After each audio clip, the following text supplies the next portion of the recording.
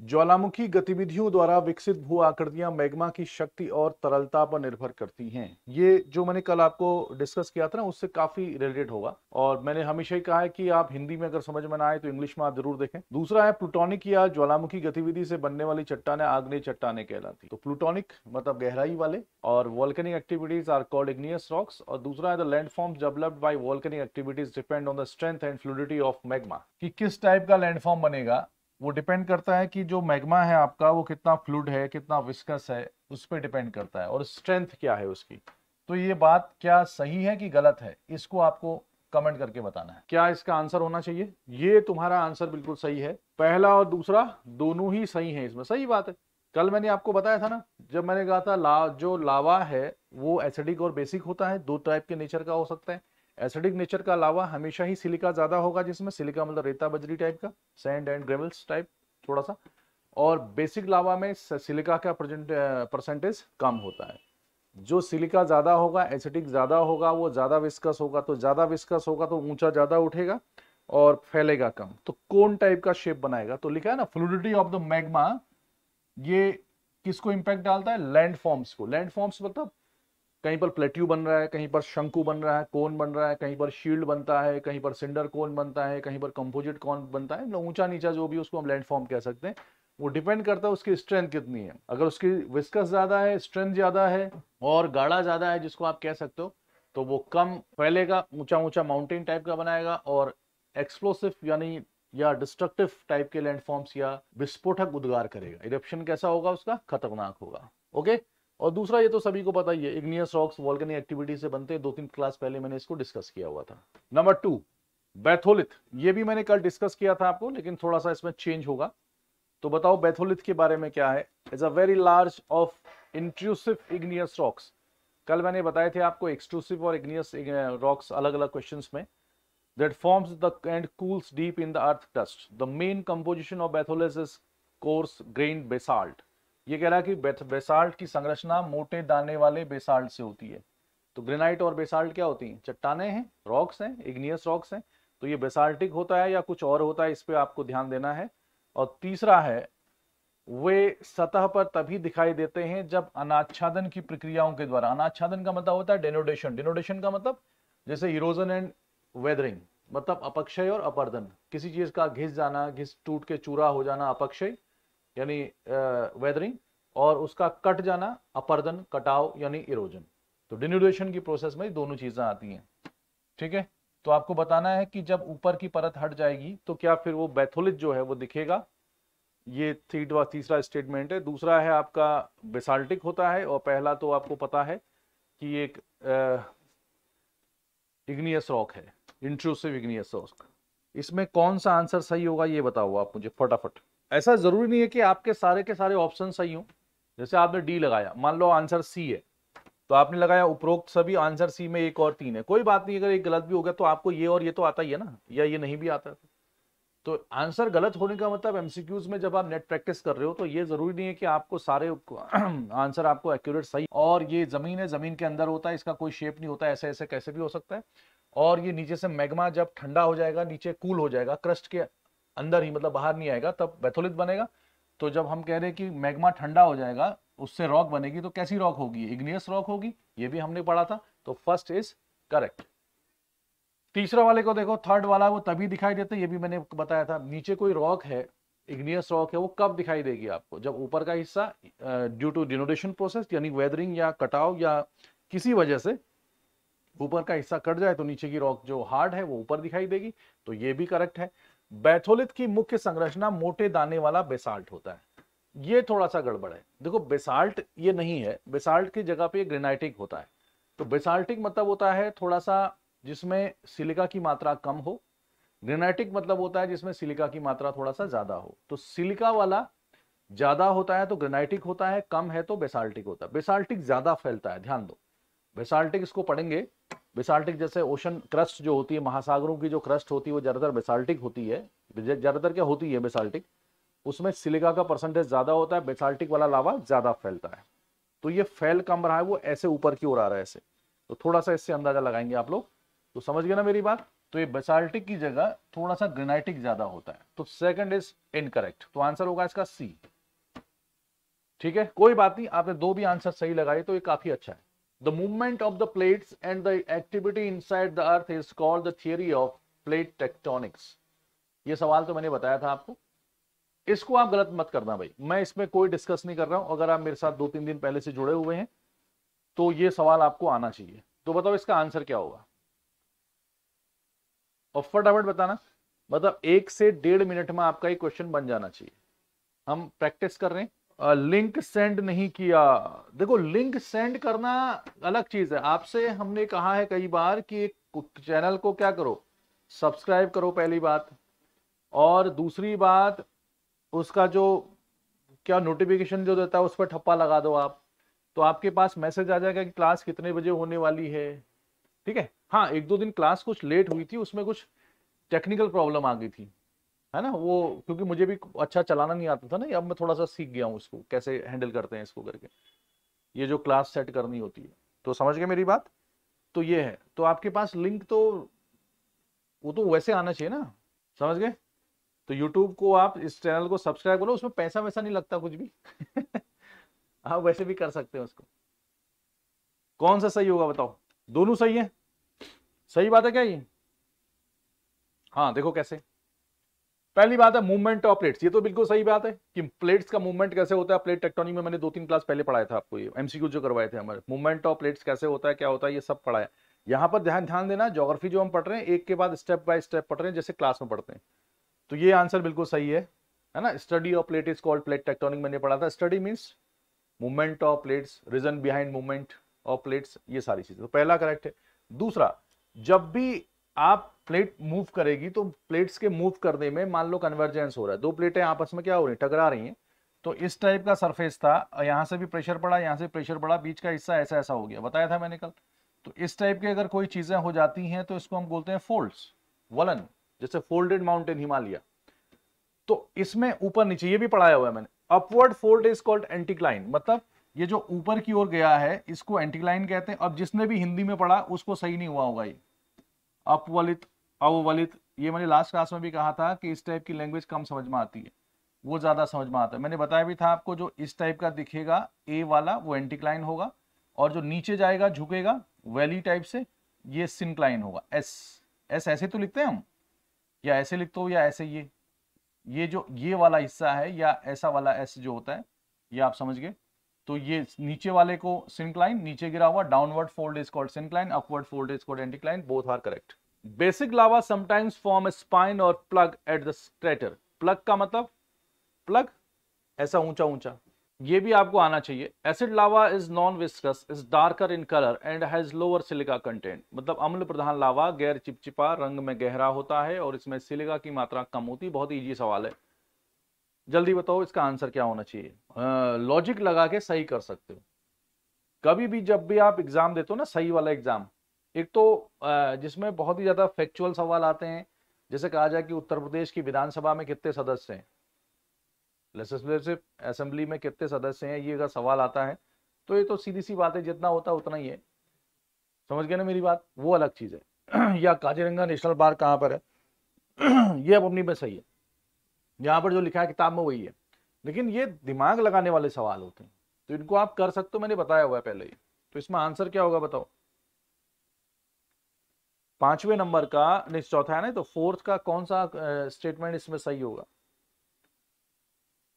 4 का कह रहे हैं ओनली ए सही है केवल एक सही है कह रहे हैं कुछ लोग कह रहे हैं कि सी वाला करेक्ट है। तो बताओ करेक्ट कौन सा होगा इसमें। देखो सिंपल सवाल है यार ये, सेकंड स्टेटमेंट इज रॉन्ग। देखो वो भी है जो भी है, देखो समझो, अगर ये सवाल आपने गलत किया है, ये सवाल अगर आपने गलत किया है पहले वाला या दूसरा वाला जो भी है, तो फिर आप होश में नहीं हो, इस समय आप बेहोश हो।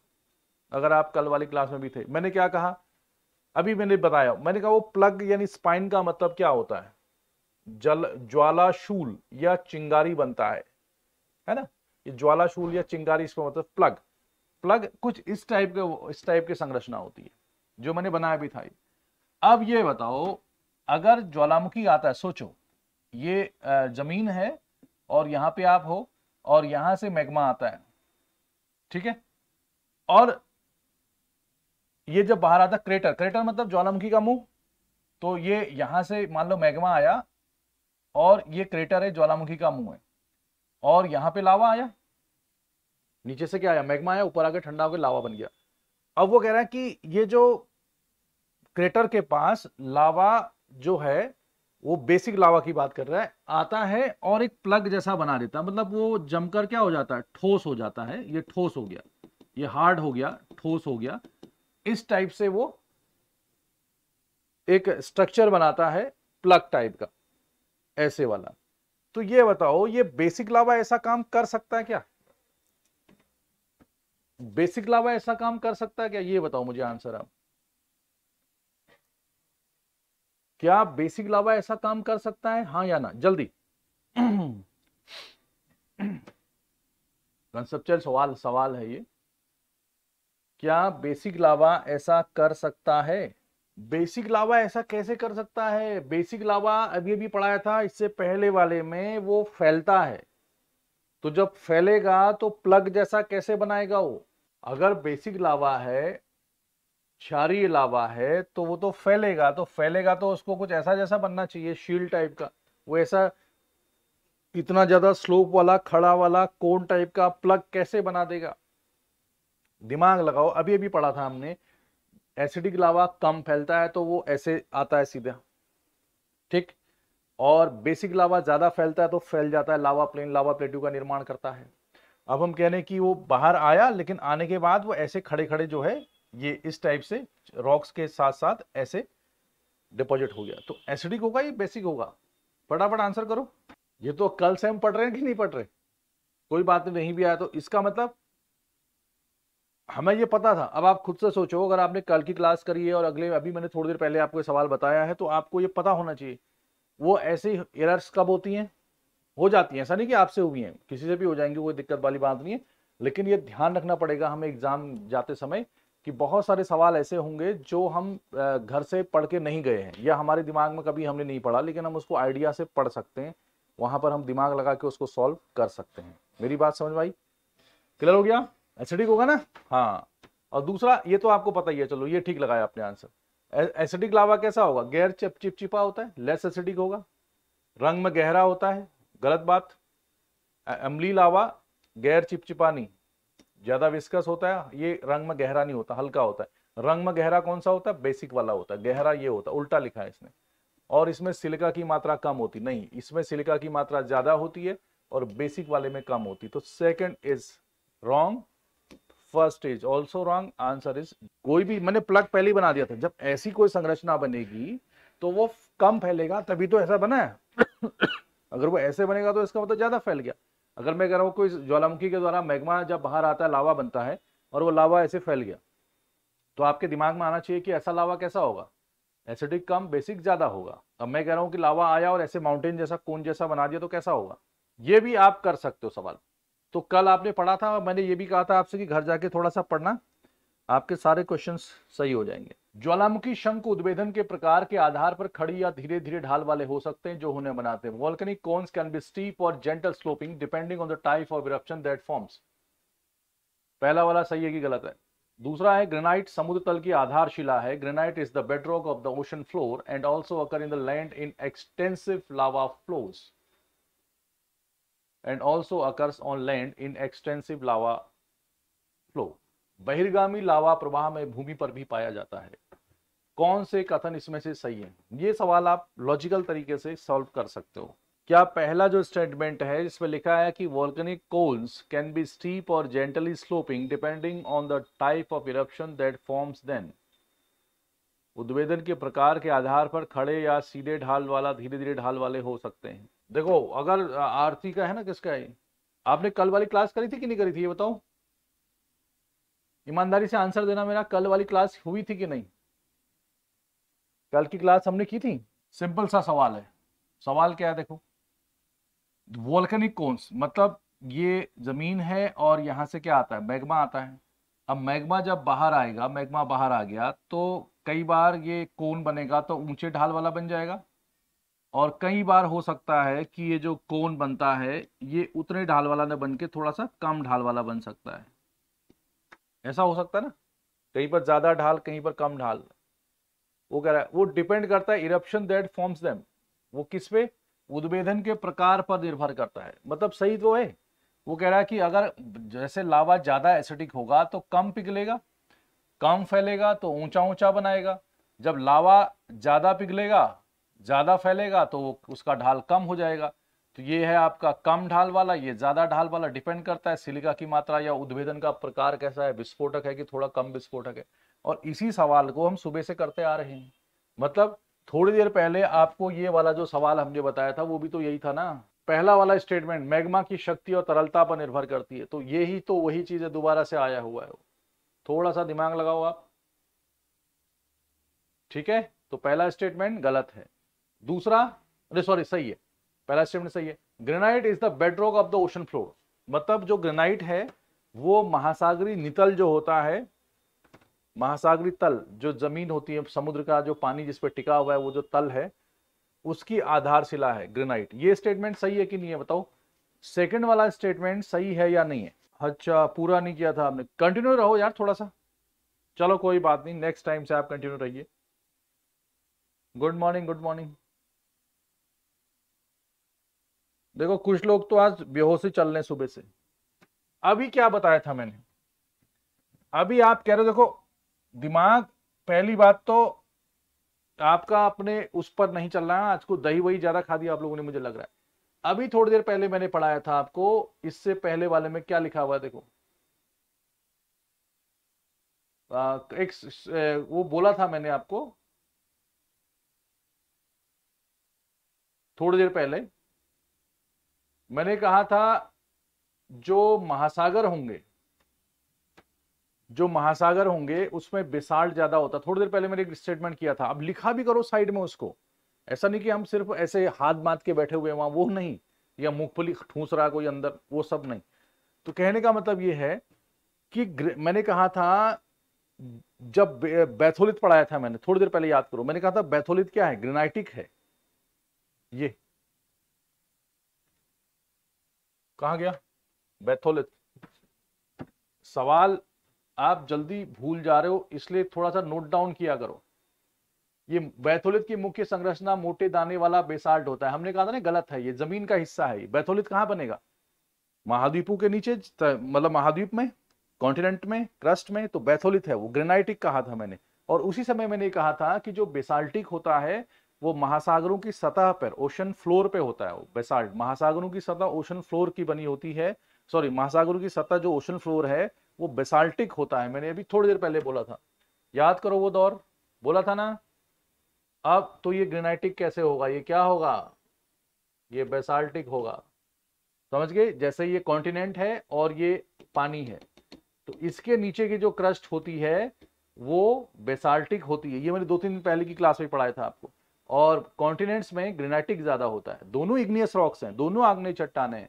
ये ग्रेनाइटिक होगा, ये बेसाल्टिक होगा, तभी तो जो बैथोलित होगा वो ग्रेनाइटिक होगा ज्यादातर, ये बेसाल्टिक। Concept clear? जो फैलेगा, जो बहेगा, वो बेसाल्टिक होगा। और महासागरों की सतह बेसाल्टिक। गुड, अच्छा, गुड, बेसाल्टिक। चलो ठीक है, ठीक है, गुड गुड गुड। खतरनाक जगह पे होने के बाद भी आप क्लास ले रहे हो, ये भी बहुत बड़ी बात है, इसका हम सम्मान करते हैं। चलो, ध्यान रखें अपना। तो ये सही हो गया ना। अब काम क्या करना है आपको, मैंने कल भी कहा था, पेन वेन जरूर लेनी है आपको। उसमें जितनी भी चीजें मैं बोलता हूं वो सारी चीजें आपको नोट डाउन करनी है। खाली ए बी सी आंसर होगा ये सीखना नहीं है। ये तो आप कहीं भी सीख सकते हो, उससे क्या फर्क पड़ जाएगा। आज बी है, 2 महीने बाद फिर कोई यही सवाल आ जाएगा, हम सी आंसर लगा देंगे उस पर। मुद्दा ये नहीं है कि सवाल आपके सही होते कि नहीं होते, मुद्दा ये है कि आप कंसेप्ट सीख रहे हो कि नहीं सीख रहे हो। ठीक है, नेक्स्ट, छठा सवाल बताओ। ये अगर आपको नहीं भी आएगा तब भी काम चलेगा, लेकिन फिर भी हम समझ लेते हैं इसको। कंपोजिट वोल्केनोस, संयुक्त ज्वालामुखी राख और लावा प्रवाह की परतों से बने खड़े पक्षीय शंकु हैं। पक्षीय शंकु, समझ रहे हो आप?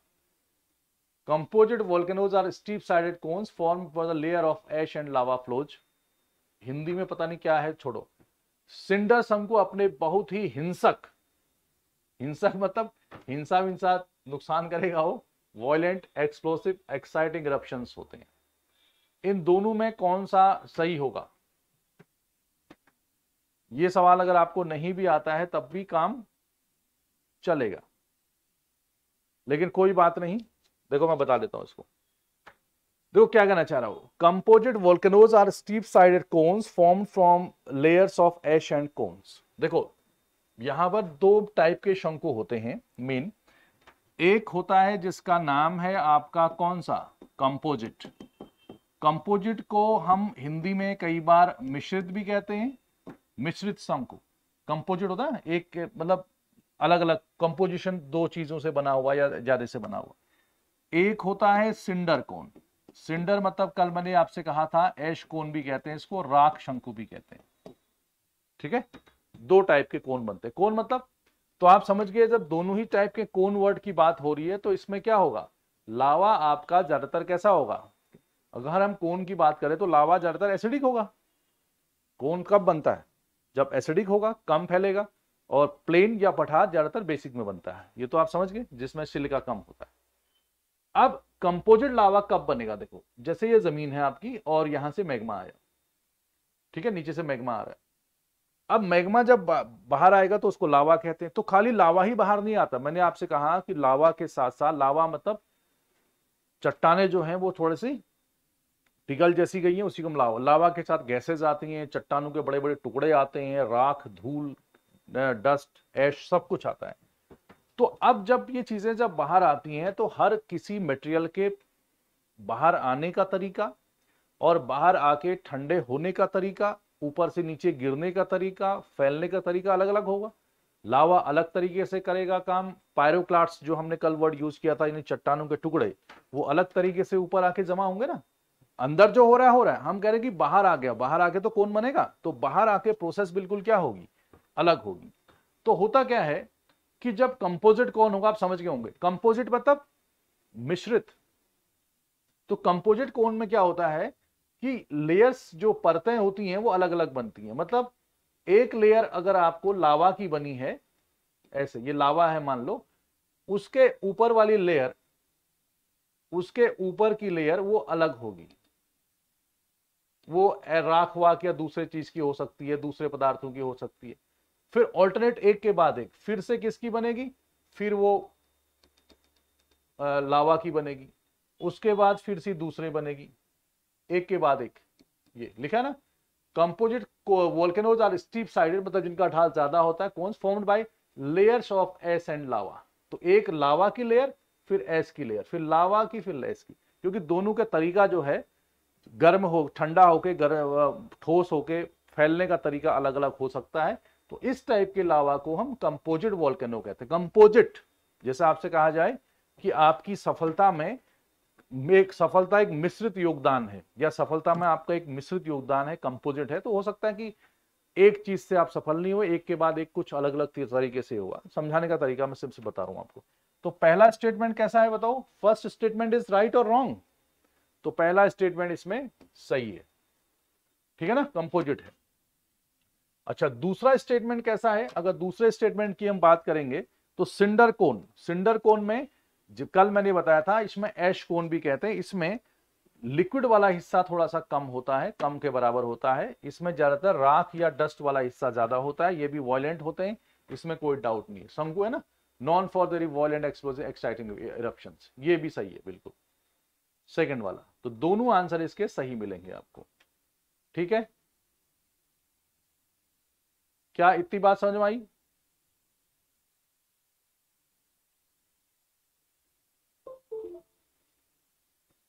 आपको मैं एक चीज और दिखा देता हूं इसमें। कल मैंने वोल्केनो वाला वो निकाला था ना, तो उससे आपको ज्यादा क्लियर हो जाएगा कंपोजिट कोन वाला।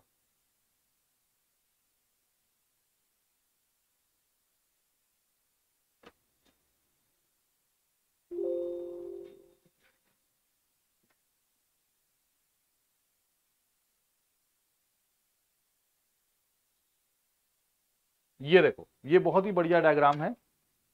इस डायग्राम को आप गौर से देखो।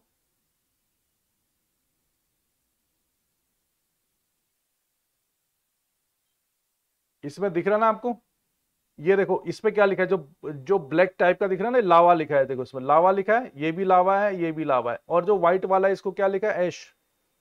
तो ये कंपोजिट कोन का एग्जांपल है। व्हाइट वाला राख और ब्लैक वाला लावा। तो लावा और राख की एक के बाद एक ऑल्टरनेट लेयर्स होती हैं, विच इज कॉल्ड कंपोजिट कोन। तो इसका ढाल आप देख रहे होंगे, स्टीप स्लोप होता है इसका, और सबसे ऊंचे होते हैं। अगर आपसे कहा जाए कि किस प्रकार के शंकु या किस प्रकार के ज्वालामुखी पर्वत जो बनेंगे इससे ऊंचे ऊंचे होंगे, वो दुनिया में सबसे ज्यादा हाइट को मेंटेन करते हैं, तो आंसर होगा मिश्रित शंकु यानी कंपोजिट कोन। सिंडर कोन की हाइट कम होती है थोड़ी सी। क्या मेरी बात समझ गए सभी लोग? ठीक। हाँ, ग्लोब भूल गया, ग्लोब को लाना पड़ेगा। तो इतनी बात समझ आए ना, कंपोजिट कौन क्या होता है। कंपोजिट मतलब मिश्रित, मिश्रित मतलब किसका मिश्रण, ऐश एंड लावा। ठीक हो गया। अच्छा, ये सिंडर का इसमें लेयर नहीं दिख रही है आपको, देखो सिंडर कोन में आपको ज्यादा लेयर नहीं दिख रही है, ऐश ही ऐश दिख रहा है खाली। ये सिंडर कोन का एग्जाम्पल आपके पास है। अधिकांश ज्वालामुखी तीव्र वैलित या स्तर भ्रंशित द्वारा चिन्हित होते हैं। लैंग्वेज थोड़ी सी हिंदी में कम समझ में आएगी आपको, गूगल ट्रांसलेशन है, एग्जाम में भी यही हाल होंगे, तो इससे थोड़ा सा अंदाजा लगाएं।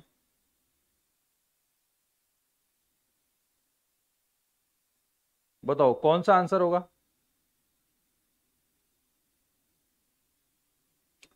Most of the volcanoes occur along linear belts marked by intense folding and faulting. मतलब जहां अधिकांश ज्वालामुखी वहां पाए जाते हैं जहां तीव्र वयलित या स्तर भ्रंश यानी फोल्ड्स होते हैं, फॉल्ट्स होते हैं, वहां पाए जाते हैं। ऑस्ट्रेलिया और आइसलैंड में कोई ज्वालामुखी नहीं है। क्या स्टेटमेंट सही है? और तीसरा है परिप्रशांत पेटी, यानी जिसको हम सरकम पैसिफिक बेल्ट भी कहते हैं, is popularly known as ring of fire, यानी जिसको हम अग्निवलय भी कहा जाता है, प्रशांत महासागर के चारों ओर के क्षेत्र को। इनमें से कौन कौन से स्टेटमेंट सही हैं, ये आपको आंसर बताना है। फटाफट इसका आंसर दो। अब मैंने तो खुद भी बोल दिया ना मुंह से, तो बताओ कौन कौन से आंसर इसके सही होंगे। पहला और तीसरा स्टेटमेंट इज राइट कह रहे हैं कुछ लोग कह रहे हैं कि 7 का बी आंसर सही है। क्या ये बात सही है? हाँ, मतलब बी वाला पहला और तीसरा सही है, बी सही है। क्या ये बात सही है? दिमाग लगाना। और आपकी क्लास ना 10:45 में ही होगी, कभी कभी 2-4 मिनट आगे पीछे हो जाता है, वो अलग बात है, कहीं भी जैम लग गया, मैं फंस गया कुछ ना। लेकिन आपके पास नोटिफिकेशन वाला होना चाहिए उसमें। ये चैनल तो सब्सक्राइब कर लिया ना सभी ने, जो लोग रेगुलर देख रहे हैं इसको, या नहीं किया? हम एक से एक खतरनाक फालतू की चीजों को सब्सक्राइब कर लेते हैं और उनके हम फैन भी होते हैं, जिसका हमसे कोई मतलब भी नहीं है, ना हमारी जिंदगी में कभी कोई काम आएगा। और जहां पर हम पढ़ाई कर रहे हैं जिससे हमें कुछ फायदा हो सकता है, नहीं तो हम पढ़ क्यों रहे हैं भाई, वहां हमारी दूरी बनी हुई है। तो ये थोड़ा सा अलग सा लगता है। आपके पास नोटिफिकेशन वैसे ही आ जाना चाहिए। ठीक है, पहला और तीसरा। तो ये बताओ मुझे आप, बिल्कुल सही बात है।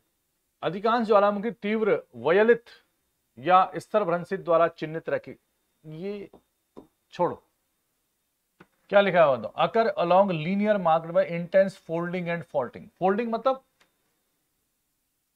जहां पर कंप्रेशन होगा, जैसे हिमालय पर्वत। हालांकि हिमालय में ज्वालामुखी नहीं आते, वो छोड़ दो, एक्सेप्शनल केस है, अपवाद है, क्यों नहीं आते बताएंगे बाद में, इसी में आएगा। तो जहां पर भी माउंटेन बिल्डिंग हो रही होगी, जहां पर चट्टाने एक दूसरे में प्रेशर डाल के वैलित हो जा रही हैं, जहां पर फॉल्टिंग, फॉल्टिंग मतलब ये आपस में टेंशन वेंशन था, किसी वजह से कुछ हिस्सा नीचे चला गया, यानी जहां पर टेक्टोनिक एक्टिविटीज या विवर्तनीय घटनाएं ज्यादा होंगी, उस इलाके में क्या ज्वालामुखी ज्यादा आएंगे? बिल्कुल आएंगे। ये सवाल हमने दूसरे लैंग्वेज में कल भी किया था। तो पहला स्टेटमेंट बिल्कुल सही है। There are no volcanoes in Australia and Iceland. अब आइसलैंड के तो ज्वालामुखी कई बार हमने पढ़ लिए है ना। आइसलैंड में तो अच्छा खासा ज्वालामुखी है, मिड ओशनिक रिज कहते हैं इसको, मध्य महासागरी कटक के नाम से इसको जाना जाता है। ठीक है ना। तो ये तो हमने पढ़ लिया है काफी ज्यादा, तो इसमें कोई डाउट वाली बात नहीं है।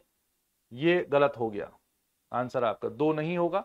और प्रशांत महासागर के चारों ओर के क्षेत्र को रिंग ऑफ फायर कहते हैं, यानी पैसिफिक ओशन के चारों ओर, जिसमें एंडीज माउंटेन मिलेगा आपको, नॉर्थ अमेरिका मिलेगा आपको, और जापान वाला, इंडोनेशिया वाला, फिलीपींस वाला एरिया मिलेगा जो हाईली वॉल्केनिक एक्टिव एरिया है।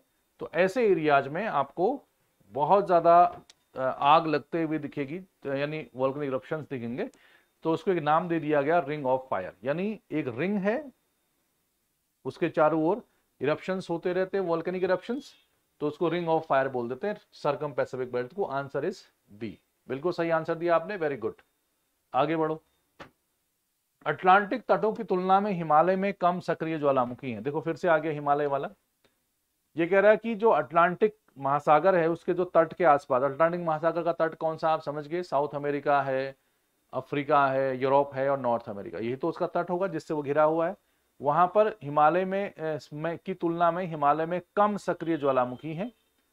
दूसरा स्टेटमेंट है भूमध्य सागरीय क्षेत्र के ज्वालामुखी मुख्य रूप से अल्पाइन वलयों से जुड़े हुए हैं। भूमध्य सागर कहां पर है, जैसे ये मान लो आपका क्या है, आपको ज्योग्राफी अगर आपके पास है तो आप उस पर ऐसे डिस्कस कर सकते हो। ये अफ्रीका है और इसके ऊपर आपको ये वाला जो कॉन्टिनेंट है ये कौन सा दिखता है आपको, यूरोप, और अफ्रीका के यूरोप के बीच में एक सी है, इसी को बोलते हैं भूमध्य सागर, यानी मेडिटेरियन सी। वो कह रहा है कि मेडिटेरियन सी में जो ज्वालामुखी आते हैं, जैसे एटना कल पढ़ा था हमने, विसुवियस पढ़ा था हमने, याद है, स्ट्राम्बोली हम पढ़ते हैं, तो ये जो ज्वालामुखी हैं वो किससे जुड़े हुए हैं, अल्पाइन वलयों से जुड़े हुए हैं, मुख्य रूप से अल्पाइन वलयों से, mainly associated with the alpine folds. अब अल्पाइन फोल्ड्स क्या होते हैं, ये अल्पाइन वर्ड मैंने आपको 2-3 दिन पहले क्लास में बताया था, अल्पाइन ओरिजिनी ऑफ माउंटेन्स, यानी अल्पाइन पर्वतों की उत्पत्ति सबसे बाद में, आज से 1, 2, 3, 4, 5, 6, 7 करोड़ साल पहले लगभग जो पर्वत बने हैं उनको हम अल्पाइन माउंटेन कहते हैं। Mount Alps, Himalayas, Andes, Rockies, ये सब अल्पाइन फोल्डिंग से रिलेटेड हैं। तो कह रहा है कि ये जो ज्वालामुखी हैं क्या उस अल्पाइन फोल्डिंग से रिलेटेड है। ये स्टेटमेंट सही है गलत है।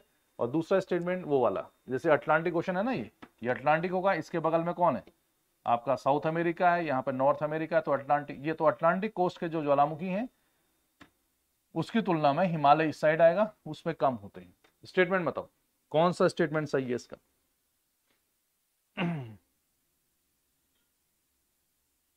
हाँ, बी आंसर दिया है कई लोगों ने भाई, कुछ ने सी भी दिया है। गुड।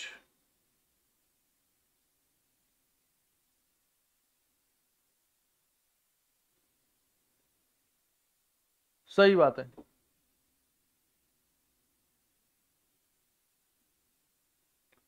देखो पहली बात, बी ही इसका आंसर होगा। कैसे होगा बताओ, इसका आंसर बी होगा। पहली बात तो समझो, थोड़ा सा लॉजिक लगाओ। ये सवाल इजी सवाल है लेकिन थोड़ा सा लॉजिकल है। हिमालय की तुलना में हिमालय में कम सक्रिय ज्वालामुखी है। अभी मैंने थोड़ी देर पहले मुंह से क्या निकला, हिमालय में वोल्केनो है ही नहीं।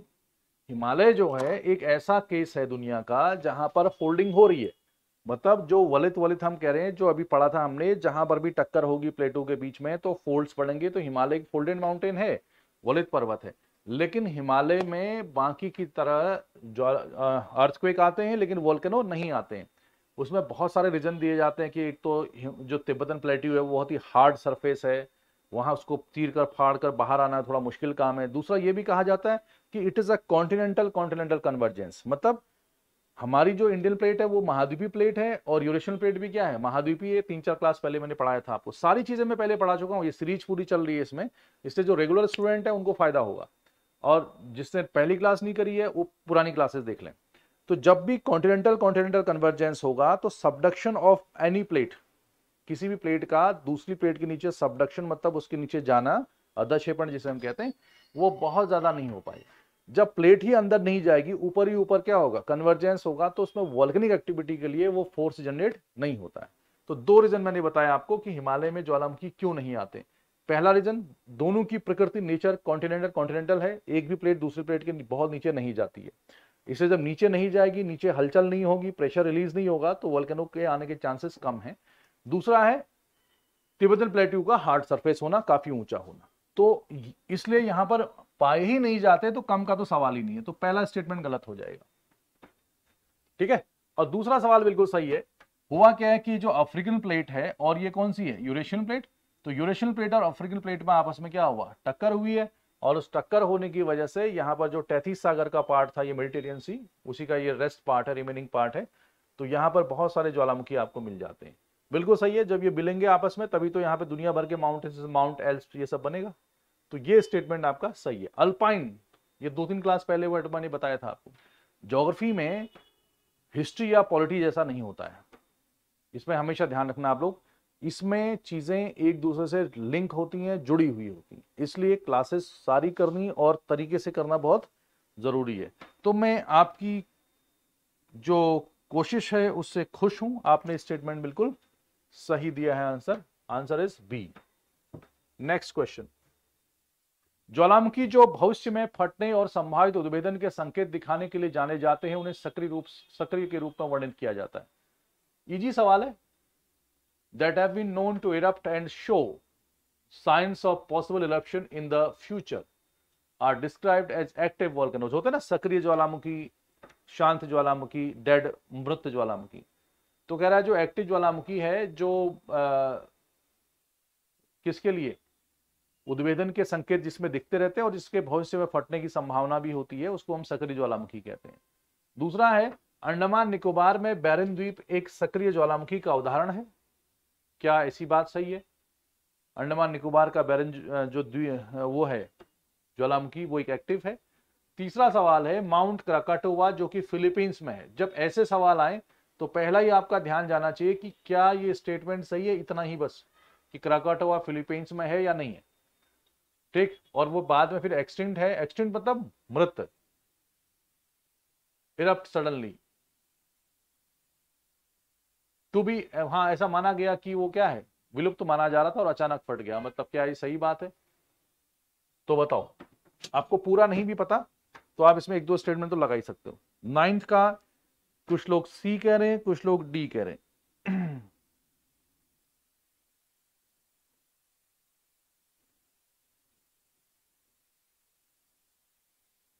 बताओ बताओ बताओ बताओ बताओ। इसके स्टेटमेंट में थोड़ी दिक्कत है, स्टेटमेंट में थोड़ी सी दिक्कत है इसके, हैं। देखो मैं इस पे नहीं जा रहा है, आपको ये बिल्कुल सही बात है।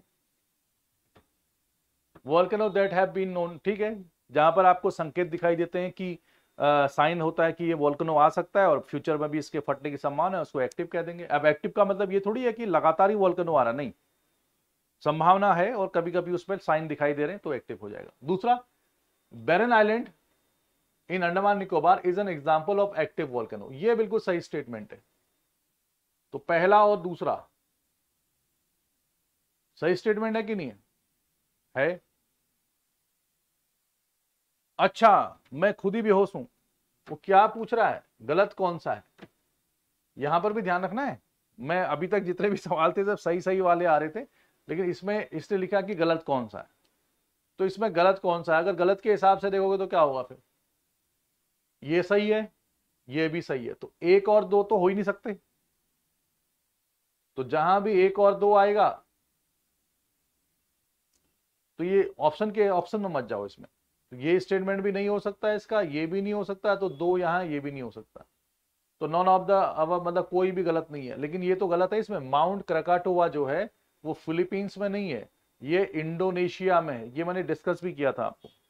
माउंट क्राकाटोवा या क्रोकोटोवा जो ज्वालामुखी है बहुत ही खतरनाक है, डोरमेंट है, डोरमेंट मतलब काफी समय से कोई एक्टिविटी नहीं थी, लेकिन अचानक से ये फट गया और बहुत सारा नुकसान किया था इसने, तो बहुत ही डेंजरस वोल्केनो है। तो क्रोकोटोवा जो है वो इंडोनेशिया में है, ठीक है, ना कि फिलीपींस में। तो ये स्टेटमेंट गलत है। कौन सा? तीसरा। अब इस हिसाब से इसमें कोई भी ऑप्शन सही नहीं है, तो उससे कोई फर्क नहीं पड़ता, आपको पता होना चाहिए आंसर क्या है ना, इनकरेक्ट। हाँ, अगर करेक्ट में होता तो फिर ये पहले और दूसरे वाले सही थे। कई बार मिस प्रिंट या कुछ ऐसा हो जाता है, उस पर आपको ज्यादा ध्यान नहीं देना है। तो मेरी बात समझ के, ठीक, ऑप्शन गलत है। तो ये दोनों स्टेटमेंट सही है, ये वाला थोड़ा गलत है। वो क्राकाटोवा कहां पर है? इंडोनेशिया में। नेक्स्ट क्वेश्चन,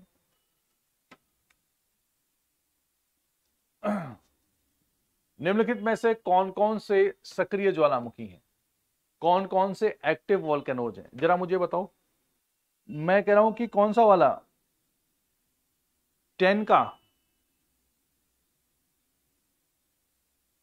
देखो एकांकागुआ क्या है, एकांकागुआ एंडीज माउंटेन की हाईएस्ट पीक है। Highest peak of Andes mountain is called एकांकागुआ। South America की भी हाईएस्ट पीक है, तो उसको छोड़ दो आप। कोटोपेक्सी, कोटोपेक्सी जो है वो इक्वेडोर का वोल्केनो है, आप लिखते भी जाए नोट डाउन, वो एक्टिव है। एटना कल पढ़ा था हमने, इटली मेडिटेरियन सी वाला, ये भी एक्टिव है। और फ्यूजियामा ये भी एक्टिव है। ठीक है, तो 2 3 4 ऑप्शन इज डी। फ्यूजियामा भी, या फ्यूजी, माउंट फ्यूजी जापान वाला, ये भी एक्टिव वोल्केनो है। ठीक है, अब बाकी आप देख लेना, कभी कभी मैं भी इसमें गलत हो सकता हूँ कुछ चीजों में। कई बार स्टेटमेंट की एक्टिव है कि नहीं है, दिमाग से स्किप कर जाता है। ठीक है, आंसर इज डी। नेक्स्ट, अगला फिर से वही है लेकिन ऑप्शन चेंज है। एकांकागुआ, एटना, किलिमंजारो, विसुवियस, इसमें कौन कौन से ज्वालामुखी एक्टिव हैं, जल्दी बताओ। कौन कौन से ज्वालामुखी एक्टिव हैं, इसका तो आंसर आप दे ही दोगे मुझे। एकांकागुआ वोल्केनो वाला नहीं है, तो एकांकागुआ तो होगा ही नहीं उसमें। अभी थोड़ी देर पहले मैंने पढ़ाया था, हाईएस्ट पीक ऑफ एंडीज और साउथ अमेरिका है। एटना और विसुवियस 2 और 4। किलिमंजारो जो है ये तंजानिया का ज्वालामुखी है, किलिमंजारो तंजानिया अफ्रीका में, और ये डोरमेंट है। डोरमेंट मतलब शांत, सोया हुआ जिसको हम कहते हैं, यानी सोया है तो कभी ना कभी उठ सकता है, एक्सप्लोसिव काफी ज्यादा विस्फोट के साथ। तो आंसर इसका किलिमंजारो नहीं होगा। एकांकागुआ तो पहले से भी नहीं था, वो तो दूसरे टाइप का है। तो आंसर इज क्या होगा, डी। आंसर क्या होगा, डी।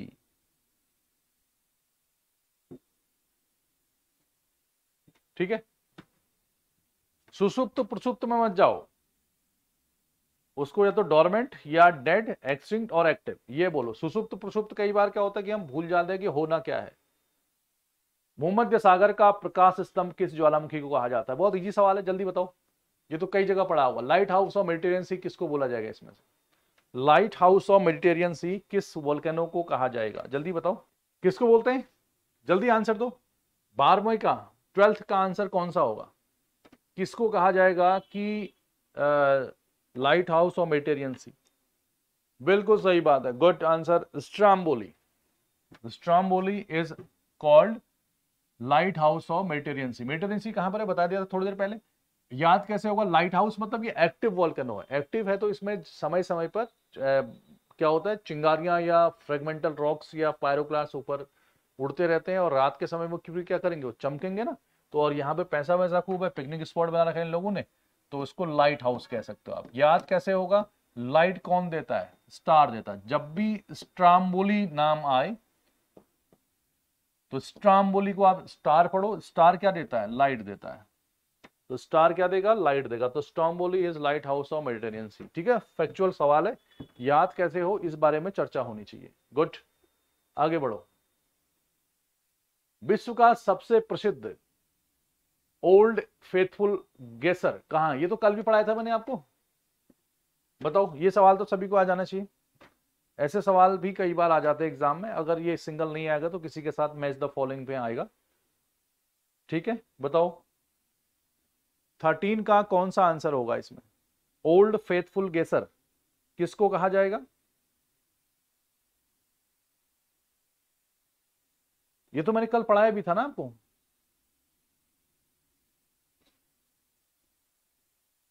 कल मैंने पढ़ाया था आपको ओल्ड फेथफुल गेसर कहां पाया जाता है, तो आंसर बताओ कहां होगा, किस जगह पे मिलेगा ये ओल्ड फेथफुल गेसर। इतना इजी सवाल नहीं आया अभी तक आंसर।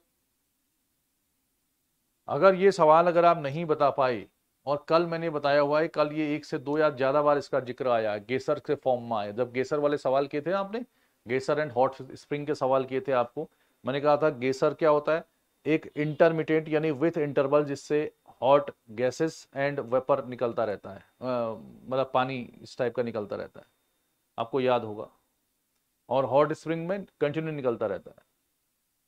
तो मैंने आप ओल्ड फेथफुल गेसर का नाम दिया था वहां पे।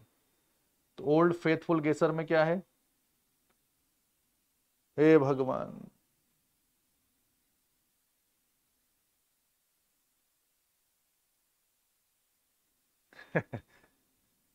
अब कई लोग ऐसे हैं ना जो आंसर ही नहीं देना चाहते, उनको लगता है कि कहीं इज्जत ही ना चली जाए हमारी।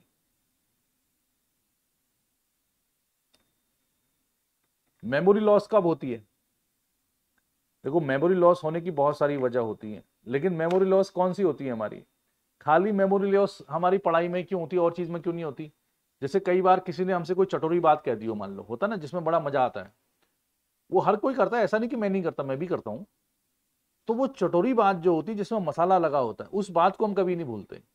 और हमसे कोई कहे कि चटोरी बात करनी है, तो जैसे बात मान लो इतनी सी है, उस बात को इतना कैसे किया जाए, ये सबके पास टैलेंट होता है अपने अपने जैसा। लेकिन वो टैलेंट हम यहां क्यों नहीं लगा पाते? कि सवाल नहीं भी आ रहा तो थोड़ा सा और बढ़िया आ जाए, मतलब कम लगाते हैं ऐसा नहीं, लेकिन कम लगा पाते हैं। केमिकल लोचा हो जाता है दिमाग में, होता है ना ऐसा। तो इसके लिए क्या जरूरी है? इसके लिए जरूरी है कि थोड़ा सा मन की भावनाओं को क्या करना है, सही रखना है। सबसे पहली बात तो अपने दिमाग में रखो कि हम एग्जाम निकाल सकते हैं। ईमानदारी से दिमाग में आना चाहिए कि हम एग्जाम निकाल सकते हैं। नहीं तो 90% स्टूडेंट को लगता ही नहीं है कि वो एग्जाम निकाल सकते, तो फिर उनसे कहा जाता है कि तुम पढ़ाई क्यों कर रहे हो? फिर उनको लगता है पता नहीं क्यों कर रहे। फिर एक सवाल और अंदर घुस के उनके पूछो कि आखिर क्यों पढ़ना चाहते हो तुम, क्यों करना? फिर वो कहते हैं ऐसा तो हमने कभी सोचा नहीं, बगल वाले कर रहे थे पढ़ाई, हमने भी कहा हम भी शुरू कर लेते, नहीं तो करते क्या। है ना? तो कहने का मतलब मेरा ये है कि अगर आप कंपटीशन देखोगे, जिसको हम प्रतियोगिता या प्रतियोगी, जो छात्र छात्राएं हैं हमारे आसपास, जो कॉम्पिटिटर हैं हमारे, वो उतने सीरियस होते नहीं हैं। अधिकांश को तो पता ही नहीं होता है कि वो पढ़ क्यों रहे हैं। उनसे पूछा जाए कि एक्चुअल में वो क्यों पढ़ रहे हैं, तो फिर वो कहेंगे कि हमारा सपना है लवासना जाने का। अब तो धौलपुर हाउस भी नहीं कहते लोग, क्योंकि एग्जाम तो धौलपुर हाउस मतलब शाहजहां रोड, जहाँ पे यूपीएससी के इंटरव्यूज होते हैं या मेंस के एग्जाम होते हैं। तो वो सीधे लवासना सोच रहे हैं, बिना धौलपुर हाउस गए वो कहाँ जाना चाह रहे हैं? मसूरी जाना चाह रहे हैं, क्योंकि सोशल मीडिया बहुत ऊपर आ गई है। तो ये अंदर से फील करो सबसे पहली बात।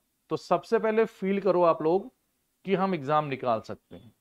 अब एग्जाम निकाल सकते हैं, फील वो खाली मजे मजे में फील नहीं करना है, वो धीरे धीरे फील होगा। जब आप पढ़ोगे तो फिर क्या होगा, उसको फील करने से आपको थोड़ा सा मोटिवेशन मिलेगा, इंटरेस्ट बनेगा। आप सोचोगे, आप गोलगप्पे की दुकान पे भी जा रहे हो तो थोड़ा सा आपको लगेगा यार मुझे पढ़ाई से जुड़ा होना चाहिए, कि अच्छा वो तो मेमोरी लॉस क्या होगा, धीरे धीरे कम होगा। और ऐसा नहीं कि मेमोरी लॉस लॉस नहीं होता, सभी का होता है। अब आपने आपको कहीं पर भी कम मत समझो। अगर जो स्टूडेंट खुद पढ़ रहे हैं या सीरियस हैं, पढ़ना चाहते हैं, तो बस थोड़ा सा अपना माइंडसेट चेंज करना है। अपने अंदर वो भरोसा रखो कि हम एग्जाम निकाल सकते हैं, और उसके लिए मेहनत करनी होती है। अगर आप मेहनत नहीं करोगे तो फिर हम खाली सोच ही सोच करेंगे। ठीक है ना? इसलिए मैंने कहा था कि नोट्स बनाओ, और जो भी चीज आप पढ़ते हो, चाहे मेरी क्लास में पढ़ो या दुनिया की किसी भी क्लास में पढ़ो, जो आपने पढ़ा है उसको शाम को सोने से पहले या विद इन 24 आवर्स कभी ना कभी दोबारा रिपीट रिकॉल जरूर किया करो दिमाग में कि हमने पढ़ा क्या। नहीं तो ऐसी पढ़ाई का क्या फायदा होगा फिर? आंसर क्या है इसका? सी, यूएसए। समझ गए? क्लियर है? और ऐसा मत समझना कि ये जो, जैसे आप ओल्ड फेथफुल गेसर भूल गए तो आप ही भूले हो, ऐसा नहीं है। बहुत सारे स्टूडेंट भूलते हैं इसको, और अगले साल जो यूपीएससी का टॉपर होगा, अगर वो भी इसको भूलता है, वो भी इसको भूल सकता है। ऐसा नहीं है कि वो बहुत उससे बने हुए जो टॉप करेगा या जो एग्जाम निकालेगा वो भूलेगा ही नहीं, ये ह्यूमन नेचर होता है। लेकिन हमें कम भूलना है, भूलने में थोड़ा सा कमी लानी है। ठीक है? तो बढ़ा जाए आगे, आ जाओ। अब ये थोड़ा सा अर्थक्वेक से रिलेटेड है। कंपन उपकेंद्र से तरंगों के रूप में बाहर की ओर आते हैं। अब ये क्या लिख दिया इसने, बताओ। अभी इसने क्या लिख दिया? उपकेंद्र। कल क्या लिख रहा था ये? अधिकेंद्र को अधिकेंद्र लिख रहा था। तो हिंदी में एक ही वर्ड को इन्होंने इतनी बार लिख दिया है गूगल ने कि एक तमाशा बना दिया। एक मतलब ये लिटरेचर चल रहा है गूगल में। अब गूगल की क्या गलती है उसमें पता नहीं, लेकिन हम भी कुछ नहीं कर सकते, तो यूपीएससी जैसा ही करता है भाई, कहीं कुछ ना कुछ लिख देगा वो। कंपन उपकेंद्र, एपिसेंटर कहते हैं उसको, केंद्र हुआ फोकस, उपकेंद्र वैसे उसने डिफाइन कर दिया। सबसे बड़ी क्षति सामान्य तौर पर उद्गम केंद्र के करीब होती है, मतलब फोकस के नजदीक होती है। सही स्टेटमेंट है या गलत बताओ, जल्दी आंसर दो।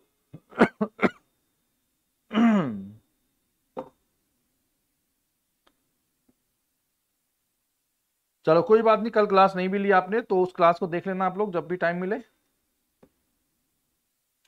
है ना।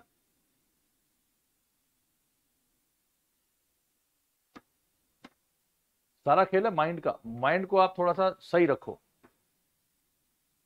माइंड का मतलब सही रखने का मतलब पॉजिटिव सोच रखो कि हम ये कर सकते हैं, लेकिन उसके लिए मेहनत भी करनी होगी। ऐसा नहीं कि हवाबाजी में हम कर सकते हैं, तो फिर कर तो वहां यस वी कैन ओबामा ने दिया था ये किसी जमाने में, वो भाई तो अपना कब का चला गया।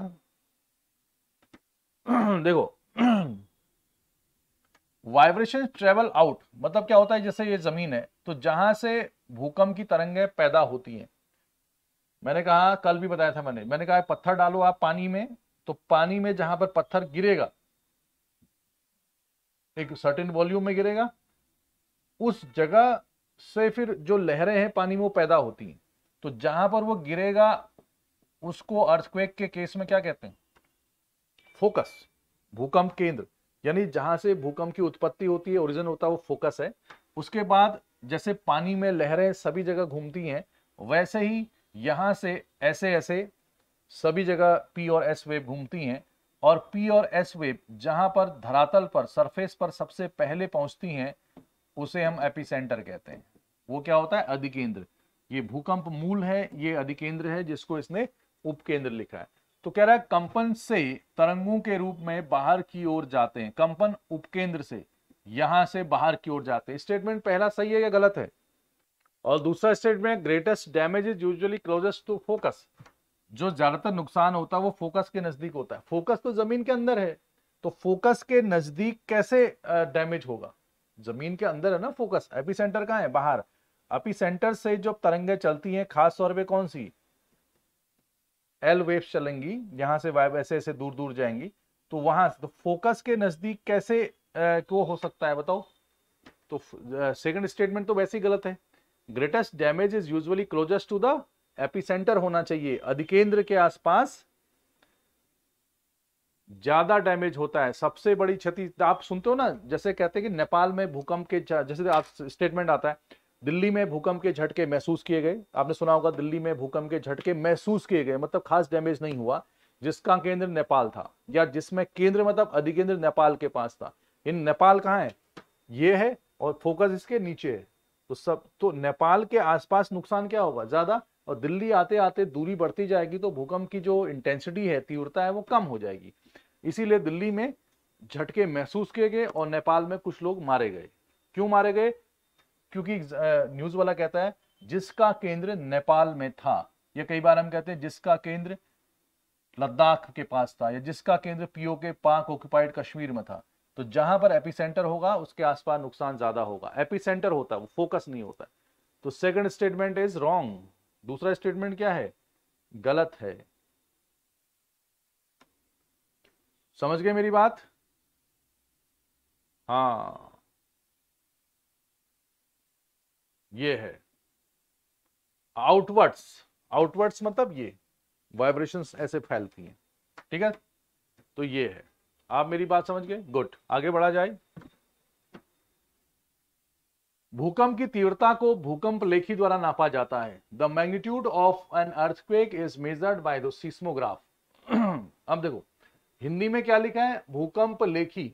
आपने कभी सुना कि भूकंप लेखी, नहीं, आप हमेशा सीस्मोग्राफ सुनते हो, इसलिए हिंदी को इंग्लिश में देखना जरूरी है। भूकंप लेखी मतलब, भूकंप लेखी मतलब सीस्मोग्राफ एज अ बेस 10, उस पर वो 10 लिखा हुआ है, यहां पे छोटा है, 10 आधार वाला एक लघुगणकीय पैमाना है, लॉगरिथमिक स्केल है, जिसका उपयोग भूकंप की गंभीरता को मापने के लिए लिया जाता है, सीवियरिटी ऑफ द अर्थक्वेक। तो बताओ इसमें कौन सा स्टेटमेंट सही है कौन सा गलत है। ये तो आपको आना चाहिए। जरा फटाफट ठप्पा लगाओ, जल्दी जल्दी ठप्पा लगाओ जरा। कभी सुना है कि आपने भूकंप की इंटेंसिटी या मैग्नीट्यूड, कितनी एनर्जी निकली? कभी न्यूज में सुना है ऐसा कि सीस्मोग्राफ के द्वारा आज भूकंप 5.5 मैग्नीट्यूड या इसकी एनर्जी इतनी मैग्नीट्यूड दर्ज की गई? कभी सुना है ऐसा कि सीस्मोग्राफ ने ऐसा किया है? आपने क्या सुनते हो? आप सीस्मोग्राफ सुनते हो क्या, या रिक्टर स्केल सुनते हो? रिक्टर पैमाना, भूकंप की तीव्रता, ऊर्जा कितनी निकली, मैग्नीट्यूड कितना निकला, कितना कंपन निकला। रिक्टर स्केल जिसका आधार 10 होता है, एक लॉगरिथमिक स्केल है, मैंने पढ़ाया भी होगा। अब जो स्टूडेंट मुझसे पढ़े हुए हैं और वो ऐसी गलतियां कर रहे हैं तो समझ लो अब क्या हाल होने वाला है आगे। मेरी बात समझ गए? इसलिए लवासना नहीं, धौलपुर हाउस पहले होना चाहिए। मेरी बात समझ गए? मतलब मेंस भी तो देना है। तो कहने का मतलब मेरा, ये कहां से सही हो जाएंगे दोनों आंसर? रिक्टर स्केल होता है वो। ए भगवान,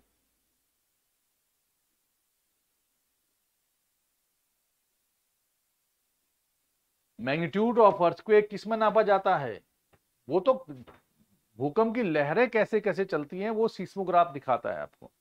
भूकंप का जो है तीव्रता को नापने का यंत्र तो आपने पढ़ा ना, Richter scale, Mercalli scale. Scale जो पढ़ते हो आप, रिक्टर स्केल, ठीक है? वो तो भूकंप का अध्ययन होता है उसमें, सीस्मोग्राफ। तो आज जो है खाना वाना ढंग से नहीं खाना है आपने, ठीक है ना? ऐसा खाना खाओ जो आपको पसंद ही ना हो। तो आंसर क्या होगा इसका? डी। नेक्स्ट, भूकंप को मापने के लिए भूकंप लेखी का प्रयोग। हाँ, अच्छा ये अलग सवाल है, मुझे लगा कि एक ही साथ आ गया क्या। पढ़ो जरा। Seismograph is used to measure an earthquake. भूकंप को मापने के लिए भूकंप लेखी का उपयोग किया जाता है। ये बढ़िया सवाल है।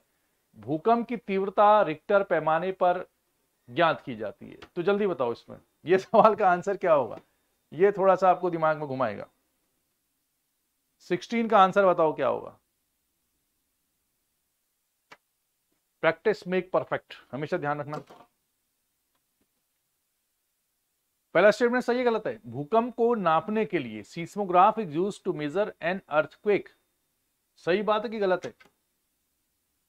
भूकंप को नापने के लिए सीस्मोग्राफ का यूज किया जाता है और मैग्नीट्यूड ऑफ अर्थक्वेक रिक्टर पैमाने पर नापा जाता है। सही बात है कि गलत है? अब आंसर क्या होगा?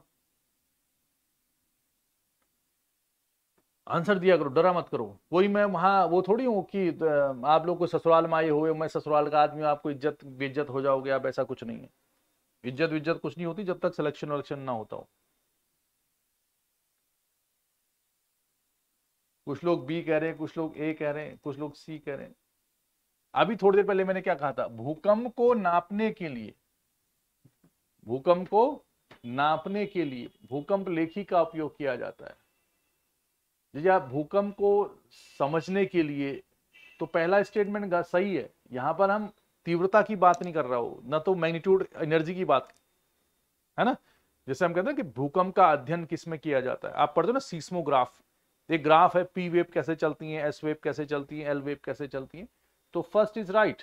दूसरा सवाल है, भूकंप की तीव्रता को या भूकंप के मैग्नीट्यूड को रिक्टर पैमाने में नापा जाता है। बिल्कुल सही बात है। तो दोनों ही सही है, पहला और दूसरा।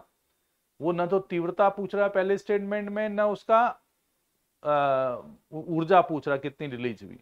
वो पूछ रहा है भूकंप को कैसे, सीस्मोग्राफ। सही आंसर है। आगे, भूकंप पृथ्वी की सतह पर वह स्थान जो सबसे पहले भूकंपी तरंगों को दर्ज कराता है क्या कहलाता है? बताओ। ये तो सबको आना चाहिए सवाल। The place on earth surface which records the seismic waves first. भूकंप पृथ्वी की सतह पर मतलब आउटर सरफेस पे जहां पर सबसे पहले भूकंप की तरंगें आती हैं उसको क्या कहते हैं? ये सवाल है। आंसर क्या होगा? ये है आपका 17वां सवाल, 17वां सवाल। इसका आंसर क्या होगा जल्दी बताओ।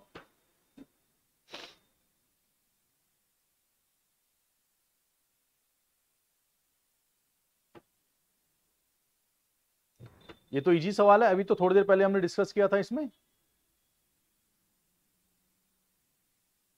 आंसर इज, हाँ बिल्कुल सही बात है। ये जमीन है ये फोकस होता है, यहां से भूकंप की तरंगें सभी दिशाओं में जाती हैं, कोर की ओर भी जाएंगी, कुछ जाएंगी वहां, कुछ नहीं जाएंगी, एस वेव्स नहीं जाती, पढ़ाया था मैंने। और सबसे पहले जहां पर ये पहुंचती हैं वही एपी सेंटर है, और फिर एपी सेंटर से फिर बाहर की ओर भी ऐसे जाती हैं, और एपी सेंटर के आसपास ही सबसे ज्यादा नुकसान होता है, थोड़ी देर पहले पढ़ा था हमने। तो इसका आंसर होगा एपी सेंटर। ठीक है, गुड, ये आंसर आपने सही लगाया सभी लोगों ने। हाँ, अब इस सवाल को थोड़ा सा सॉल्व करो, रिक्टर पैमाने वाला पढ़ो जरा क्या लिखा है। Richter scale is a logarithmic scale, एक लघुगणकीय पैमाना है। Increase of 1 magnitude unit represent factor of 10 in amplitude. ये कह रहा है कि इसके परिमाण में एक इकाई की वृद्धि 10 का प्रतिनिधित्व करती है। मतलब एक रिक्टर स्केल है, जैसे बना होगा ना 1 2 3 4, तो 1 और 2 के बीच में 10 गुने का अंतर होगा, ये कह रहा है। क्या ऐसा है? दूसरा सवाल है, ईच इंटीजर पूर्णांक मतलब reading of the Richter scale has an energy और 100 times than the previous integer reading. मतलब हर रिक्टर स्केल में पहले वाले में जितना तीव्रता का भूकंप आया होगा, उससे अगले वाले में जितने का आएगा, मतलब 1 के डिफरेंस में 100 गुने का फर्क होता है। क्या ये स्टेटमेंट सही है या गलत है? पहले तो मुझे पढ़ के बताओ, जल्दी बताओ इसका आंसर क्या होगा पहले तो, फिर मैं इसको समझा देता हूं।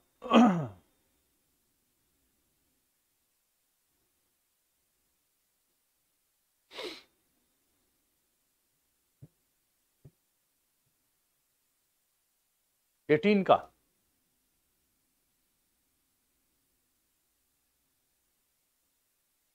हाँ 18 का ए आंसर, बहुत अच्छी बात है, 18 का ए आंसर दिया आपने, गुड। हे भगवान, सी बोथ राइट्स 100 टाइम्स, ये तो तुक्का लग रहा है मुझे, खतरनाक वाला। देखो कुछ नहीं है ऐसा, समझो मेरी बात। रिक्टर स्केल होता, पहली बात तो यह है कि हम भूकंप की जो इंटेंसिटी मैग्नीट्यूड है उसको किस में नापते हैं, तो फ्रांसिस रिक्टर नाम का एक आदमी था, उसके ने बनाया था ये। तो उसमें ऐसे निशान बनते, जैसे आप न्यूज में सुनते हो ना कि रिक्टर पैमाने पर भूकंप की तीव्रता 5 मैग्नीट्यूड दर्ज की गई, ऐसा सुनते हैं। कहीं पर हम सुनते हैं कि रिक्टर पैमाने पर भूकंप की तीव्रता 6 मैग्नीट्यूड दर्ज की गई, या 5.5 भी हो सकती है, 6.7 भी हो सकती है, हम मोटा मोटा लेते हैं। और हम कह रहे हैं कि कहीं पर भूकंप की तीव्रता 7 मैग्नीट्यूड दर्ज की गई। ठीक, पहली बात तो है कि रिक्टर स्केल क्या है। ये रिक्टर स्केल जो काम करता है वो लॉगरिथमिक यानी लघुगणकीय आधार पर काम करता है। अब लॉग का बेस क्या होता है? 10। जब आप इंटर में पढ़ते हो ना, इंटरमीडिएट में लॉग वाले क्वेश्चन करते हो मैथ्स में, तो उसमें बेस 10 होता है उसका, तो बहुत अंदर जाने की जरूरत नहीं है। तो ये एक लॉगरिथमिक स्केल है, ये बिल्कुल सही बात है। तो लॉगरिथमिक स्केल जब ये होगा, इसका बेस 10 होगा, तो उसकी अगली वाली वैल्यू उससे 10 गुना ज्यादा होगी। मतलब अगर कोई प्लेस है, मान लो ये दिल्ली है, यहां पर 5 मैग्नीट्यूड का भूकंप आता है, समझाने के लिए बता रहा हूं। अब मान लो ये गुड़गांव है, यहां पर 6 मैग्नीट्यूड का भूकंप आता है, और ये मान लो नोएडा है, यहां पर 7 मैग्नीट्यूड का भूकंप आता है, खाली समझाने के लिए एग्जांपल दे रहे हैं। तो इसमें क्या है कि अलग अलग है 5-6, तो यहां पर जो वाइब्रेशंस होंगे, जो उसका जो टक्कर जो वाइब्रेशन क्रिएट होगा, उसमें जो कंपन पैदा होगा, उसमें कह रहा है वो कितना गुना, आयाम मतलब ऐसे ऐसे कितने गुने का फर्क होगा, बेस 10 है तो 10 टाइम्स का फर्क पड़ेगा। कितने टाइम्स का? 10 गुने का। मतलब जो यहां पर वाइब्रेशन यानी आयाम पैदा होगा, एम्पलीट्यूड, उससे 10 गुना यहां पैदा होगा, और 6 से 7 के बीच में भी 10 टाइम्स ज्यादा होगा। तो हर एक के बीच में 10 गुने का फर्क होगा, तो बहुत ज्यादा नहीं हो गया ये। इसीलिए अगर कहीं पर 5 मैग्नीट्यूड का भूकंप आता है और कहीं पर 6 का भूकंप आता है, तो बहुत बड़ा अंतर हो जाएगा 10 टाइम्स का। तो स्टेटमेंट फर्स्ट इज करेक्ट, तो पहला स्टेटमेंट सही है। ठीक है, लॉगरिथमिक स्केल है। दूसरा, रिक्टर पैमाने के प्रत्येक पूर्णांक, यही चीज है पूर्णांक मतलब 5 6 7, पिछले पूर्णांक के मतलब 6 से 5, जैसे 6 में भूकंप आया तो पिछला वाला कितना है? 5 में ऊर्जा 100 गुना ज्यादा होती, नहीं गलत आंसर है, 100 गुना ज्यादा नहीं होती है, लगभग 32 टाइम्स होती है। कितना टाइम्स? 32 टाइम्स, या 32.5 भी लिखा होता है कहीं पर, तो आप कह सकते हो 32 33 या 32.5 टाइम्स ज्यादा होती। मतलब जितनी ऊर्जा इस जगह पे निकलेगी, 5 मैग्नीट्यूड के भूकंप में जितनी एनर्जी रिलीज हुई है 6 मैग्नीट्यूड के भूकंप में, उससे 32 गुना 32 टाइम्स ज्यादा एनर्जी रिलीज होगी। समझ रहे हो कितना ज्यादा डिस्ट्रक्शन हो जाएगा। इसीलिए रिक्टर स्केल में लगभग 9 के आसपास या उससे भी ऊपर के भूकंप आए हुए हैं, लेकिन उससे ऊपर कोई कहते हैं कि 10-11 का भूकंप आ जाएगा। तो इसके लिए हमारी जो रॉक्स हैं वो मतलब उसको होल्ड ही नहीं कर सकती। इतनी ज्यादा एनर्जी जब निकलेगी तो फिर पृथ्वी में जो हम नॉर्मली रह रहे हैं जो रॉक्स हैं वो भी उसको अफोर्ड नहीं कर पाएंगे। इसलिए रिक्टर स्केल की अपर लिमिट नहीं होती जनरली, लेकिन एक लिमिट से ऊपर का अर्थक्वेक आना और रॉक्स के द्वारा उसको होल्ड करना ये पॉसिबल नहीं है। ठीक है, तो यहां पर 100 टाइम्स ना होके आप 32 पॉइंट समथिंग या 33 पॉइंट लिखोगे इसको। तो ऊर्जा जो है 32 and 33 something, and vibrations, amplitude और कंपन जिसे हम कहते हैं 10 टाइम्स होगा। Answer is a. ये गलत हो जाएगा।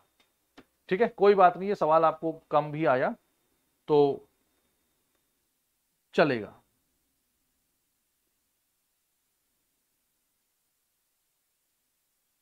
ठीक है, आगे बढ़े। 19वां, intensity of earthquake is measured on Mercalli scale. मैंने कहा था ना मर्केली स्केल में भी नापा जाता है इसको। ठीक है, ये स्टेटमेंट सही है गलत है। दूसरा है earthquakes magnitude is the measurement of energy released. Earthquake का जो परिमाण है, मैग्नीट्यूड है, वो कितनी ऊर्जा मुक्त हुई उसके रूप में नापा जाता है। निर्मुक्त ऊर्जा की एक माप है। भूकंप की तीव्रता सीधे भूकंप तरंगों के आयाम पर निर्भर करती है। आयाम मतलब vibrations. Directly upon the amplitude of an earthquake waves, magnitude of every integer of, on integer मतलब 5, 6, 7 on in Richter scale shows A 100 times increase in energy released. ये सवाल आपको आना ही चाहिए मेरे हिसाब से। ध्यान रखना कौन सा कथन सत्य है, जल्दी बताओ। अब तो मत सोचो यार, अभी अभी तो पढ़ाया था कि मर्केली स्केल में भी इसको नापा जाता है। सही आंसर है भूकंप की तीव्रता कितनी, उस पर पढ़ो, ये परिमाण होना चाहिए इसका आंसर। अर्थक्वेक मैग्नीट्यूड कितनी एनर्जी रिलीज हुई उसको, उसका मैग्नीट्यूड कहते हैं। ये आंसर भी सही है। भूकंप की तीव्रता magnitude of earthquake directly depend amplitude of the earthquake, ये भी सही है। तो आंसर क्या है इसका? 100 गुना होता है कि 32 पॉइंट समथिंग होता है? 32 पॉइंट समथिंग। तो आंसर क्या होगा इसका? ए आंसर सही होगा। ठीक है, चलो आप समझ गए, गुड। अब एक सवाल और कर लेते हैं। 20 सवाल, ये तो बहुत इजी है। Which of the followings are the earthquake prone regions on earth surface, यानी जहां पर भूकंप अच्छा खासा आता है वो इनमें से कौन कौन से हैं? तो रिंग ऑफ फायर में आता कि नहीं आता, हिमालय में आता कि नहीं आता, गंगा ब्रह्मपुत्र वैली में आता कि नहीं आता? बताओ, जहां पर भूकंप की संभावनाएं ज्यादा हैं इन तीनों में से कौन कौन से हैं? जरा आंसर बताओ। वो कह रहे हैं कि इनमें से जहां पर भूकंप की संभावनाएं ज्यादा हैं वो एरिया कौन सा होगा? आपने बी आंसर दिया, मतलब केवल 3, गंगा ब्रह्मपुत्र घाटी, यहां पर भूकंप की संभावनाएं ज्यादा हैं। हिमालय में भूकंप नहीं आते। मतलब जैसे आप कहते हो कि हिमालय में ज्यादा भूकंप आते हैं कि गंगा के मैदान में ज्यादा आते हैं, जरा बताओ। है ऐसे आंसर कहां से दे रहे हो आप लोग? ये तो बताओ। हिमालय में कितने सारे भूकंप आते हैं? 5वें और 4थे जोन में हिमालय है, कुछ हिस्सा 5th जोन में और कुछ हिस्सा 4th जोन में आता है हिमालय का। अगर आपको नहीं भी पता है कि हिमालय कौन से जोन में आता है, लेकिन सुनने में तो आता नहीं कि लद्दाख में भूकंप आ गया, उत्तराखंड में आ गया, नेपाल में, अभी अभी चर्चा मैंने नेपाल की थी, नेपाल हिमालय का एरिया है।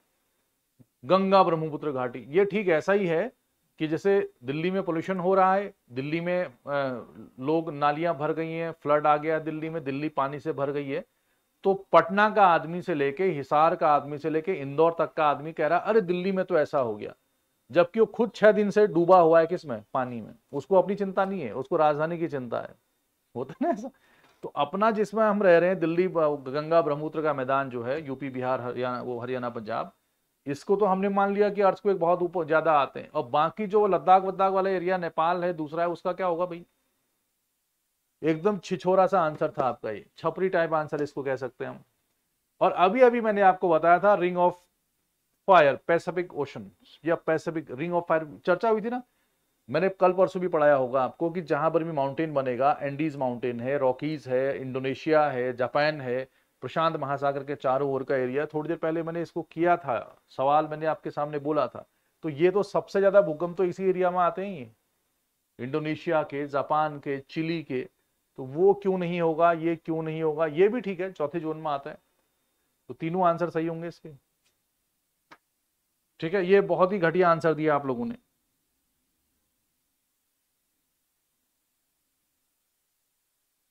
है ना। अर्थक्वेक की तो पूछ रहा हो, हाँ मैं सोच रहा था कहीं वो तो नहीं पूछ रहा।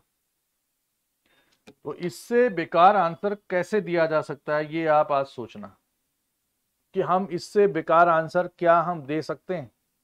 देखो दिमाग को थोड़ा कंसंट्रेट करो। दिमाग को कंसंट्रेट करने का मतलब क्या है, थोड़ा सा ध्यान दो चीजों को, पढ़ाई लिखाई में थोड़ा सा ध्यान दो आप लोग, तब जाके आपको मजा आएगा। नहीं तो क्या होगा ना,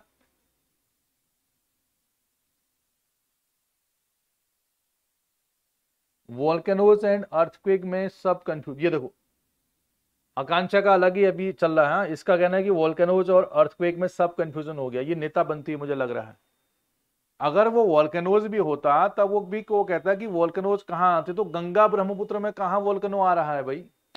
तो वोल्केनोज तो यहां भी नहीं आते, वोल्केनोज तो यहां भी नहीं आते थोड़ी देर पहले, तब भी आंसर आपका बी कैसे हो जाएगा। अगर एग्जाम्पल वोल्केनोज होता तो तब भी हाँ, ये सवाल आता कि दुनिया में सबसे ज्यादा मुस्टंडे मतलब आदमी इंसान कहां पैदा हो रहे हैं, थोक के भाव कहां पैदा हो रहे हैं। अगर ये स्टेटमेंट होता तब तो होता कि गंगा ब्रह्मपुत्र घाटी, क्योंकि बाकी जगह पॉपुलेशन कम है, तब आंसर इसका ये होता है। तो कैसे होगा ये बताओ, ये आप अनर्थ हो रहा है। आज आप लोग खाना वाना ढंग से मत खाना भाई सभी लोग। तो जिसने भी आंसर खराब दिया है, ये आप लोगों की सजा क्या है आज, या तो खाना ही नहीं खाना है, खाना है तो बिल्कुल घटिया वाला खाना है और दूसरे को बढ़िया वाला खिलाना है। जिस चीज को खाने की आपकी इच्छा हो वो मार्केट से मंगाना है या खुद से बनाना है, दूसरे के लिए बनाना है, और अपना वो खाना है उसी के सामने जो आप बिल्कुल नापसंद करते हो। तो इससे बड़ी सजा नहीं हो सकती फिलहाल आपके लिए, है ना।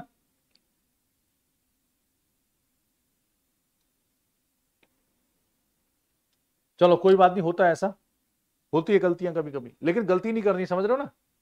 गलतियां कम से कम करनी है। अब गलतियां कम से कम कब होंगी, उसका सीधा सा फंडा है कि जैसे अभी कितना बज रहा है, 12 सवा 12 बज रहे हैं।